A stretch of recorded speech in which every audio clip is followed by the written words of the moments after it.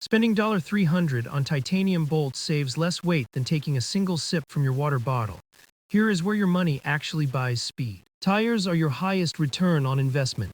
Replacing stock Marathon Plus tires with the 2025 Schwalbe 1 TLE reduces rolling resistance by nearly 15 watts per pair. This isn't just about speed, it's about physics. Smaller wheels deform more easily over bumps, killing your momentum. Don't ignore the hidden weight in your tubes. Swapping standard butyl for modern TPU tubes saves 100 grams of rotating mass for under $40. For the drivetrain, the 2026 trend is moving away from heavy internal hubs. External cog modifications like the H and H7 Speed Kit offer 300% range without the friction drag of a planetary gear system. Comfort upgrades are often mistaken for speed upgrades. A carbon seat post and a firm suspension block like the Modumura Scrowave stop the pogo stick effect where your pedal energy is absorbed by the bike's bounce. Finally, avoid the bling trap. Titanium bolts, carbon brake levers, and ceramic jockey wheels offer zero perceptible performance gain. Save that budget for a precision wheel build instead.